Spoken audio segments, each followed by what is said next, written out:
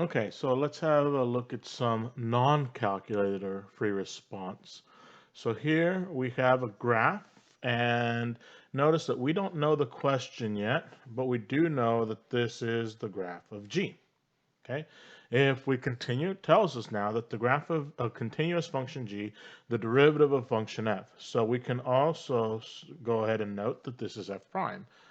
The function G is piecewise linear, and we have our particular functions. So we have piecewise linear for the first part, but then we have that it's 2 times x minus 4 squared for the function being from 3 to 6, right? So also know that I'm less than or equal to 5, right? And then if I come up here, I know greater than or equal to negative 5, less than or equal to 6. So f of 1 is equal to 3. What is the value of f of negative 5? All right.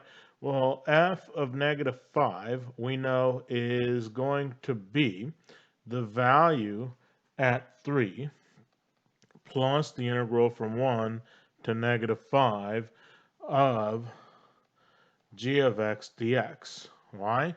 Because we know that g of x is f prime. Okay. So if that is the case, right? If that is the case for us, well, I can come over here to say, what's the value of f of negative 5? I know it's going to be 3 plus this particular integral, which is going to be the same as 3 minus the integral from negative 5 to 1 of g of x dx, right? That I can quote unquote flip these lower and upper limits of integration and change the sign.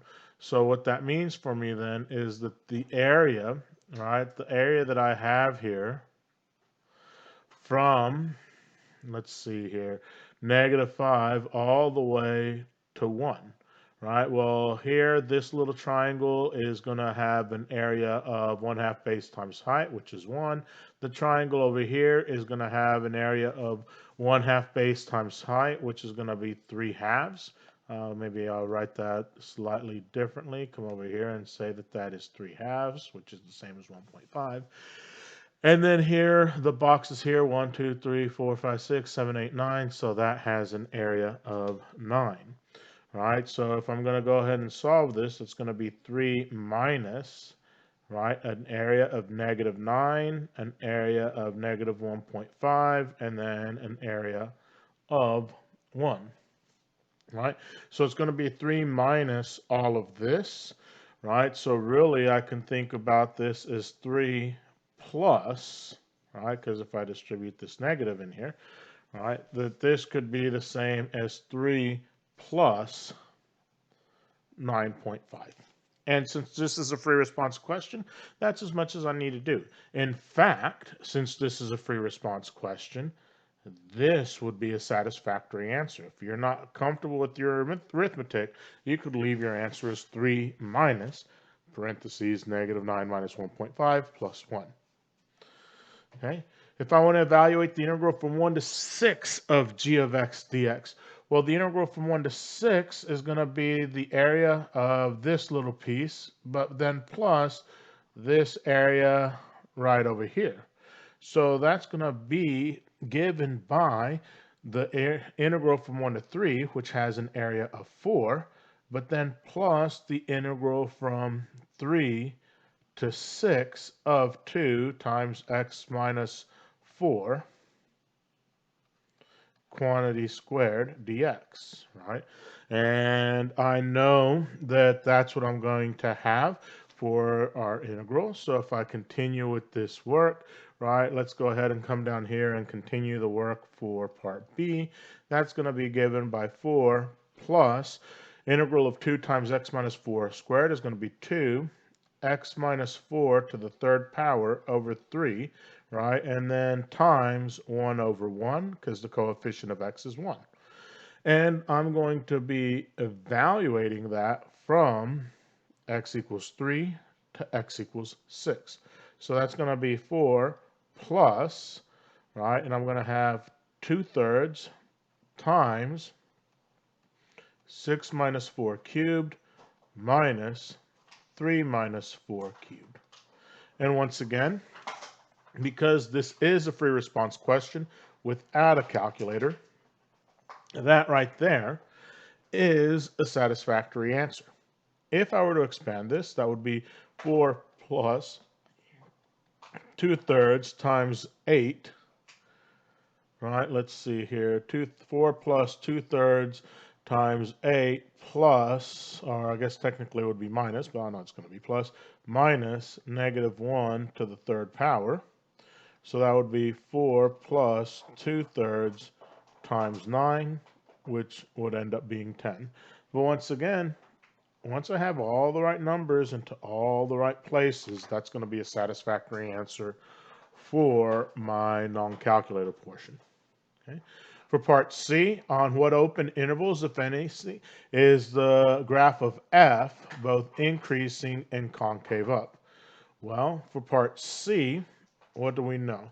We need to be increasing and concave up. So therefore, f prime needs to be greater than 0, and f double prime needs to be greater than 0. Right? Which implies that g, because f prime is g, that g is greater than 0 and g prime is greater than 0. So I'll come over here to look at my graph. When is g greater than 0? All right, well, g is greater than 0 from 1 to 6. But when do I also have a positive slope? So that's going to be here from 0 to 1, and then as well from 4 to 6. I need to have both. So the open intervals, if any, we have, that's going to be the open interval from 0 to 1, as well as the open interval from 4 to 6. Notice that they specify open intervals, so we're going to provide open intervals. If we were to close those intervals, we would be incorrect. Okay. And lastly, find the coordinate of each point of inflection of the graph of f. Give a reason for your answer. All right, and anytime we're asked to justify, or even if we're not, think of that first. We know that f has a point of inflection if f prime has a max or a min. So therefore, if g has a max or a min, so I'm going to go searching for g to have a max or a min. So I come over and I say, well, where does g have a maximum or a minimum? And if I consider, right, this where g has a maximum or a minimum, right, my slope needs to change from positive to negative. The only place that that happens is at x equals 4. Okay, so therefore at x equals 4, and we can say because slope of g, which is f prime, changes from negative to positive. Okay. So if we come through and we're going to talk about the marks associated with this, right? So point of inflection, if f prime has a max or a min, that's technically 1 point, but technically I have to tie it into g having a max or a min. It's not enough to say f prime, I have to tie it into g, because which function are we given? We are given the graph of g. So I need to make sure I make that clear. And I have the correct answer, which is at x equals 4. Okay.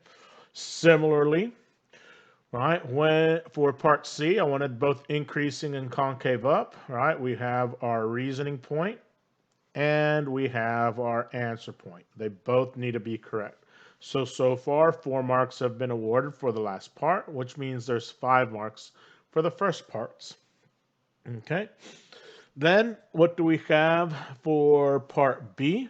Well, for part B, if I consider that I'm going to have, right, 4 plus this integral, right? So having this setup, that's going to give me 1 mark. Getting the correct antiderivative, that's going to give me 1 mark. And having the correct answer, that's going to give me 1 mark. All right, so I need to make sure that I can set it up correctly and can get that antiderivative. If I happen to make a mistake, that's okay. I have other parts of the question that can demonstrate my understanding. All right, and lastly, for part A, we need to find the value. So you had 1 point for setting up your integral, and you had 1 point for setting up your answer, so that we have a total of 1, 2, 3, 4, 5, 6, 7, 8, 9 points. Okay, so that's an example of a multiple choice question tying in with the fundamental theorem of calculus and the ideas of the basics of integration. If you have questions, please be sure to ask. Thank you for your time.